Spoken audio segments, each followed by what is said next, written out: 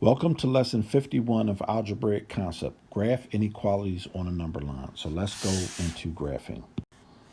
Okay, here's objective, our vocabulary, our rules in the notes. Okay, so we want you to look at these pictures, so I'll pause here. An open circle arrow points to the left is less than, what is this, 4.25. This number, let me turn on the pen, sorry. This number is not included. That's why the circle is open. So every number less than negative 4.25 is included in the solution set, but 4.25 is not.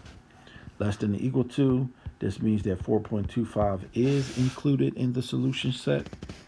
Again, the same thing. Negative 4.25 is not included in the solution set, and negative 4.25 is included in the solution set. So that is the difference between an underline and a not underlined thing. The underline has a closed circle and it includes the number where you start on the number line. Okay, find the solution set. So the solution set is all numbers in the solution. We put a 0 for reference. We're starting at 9. It's not underlined, so we have an open circle. And since x is on the left, the arrow is going to face the direction. So this means that all numbers less than 9, not including 9.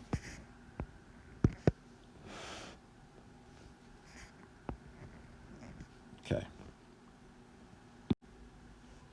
All right, let's look at example 2.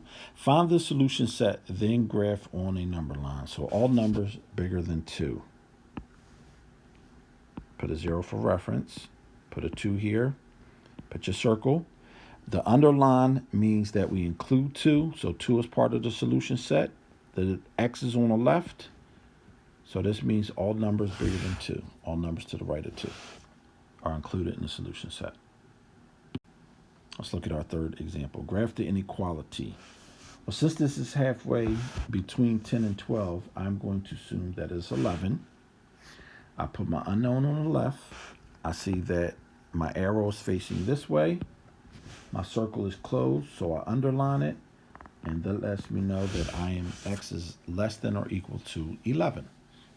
And that's all you have to do to look at the graph of the inequality and write the inequality from the graph. So those were our 3 examples. Please do the practice problems, and I will see you at the end of this video.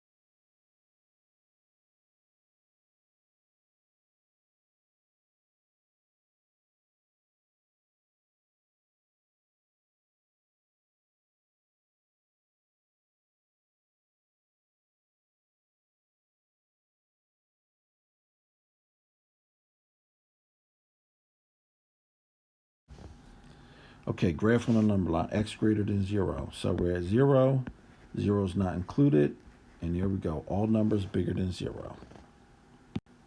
2. Every number less than 11. So let's put 0 for reference. 11, including 11, all numbers less than or equal to 11 is part of the solution set. And all the numbers includes negative infinity. Okay, graph the inequality.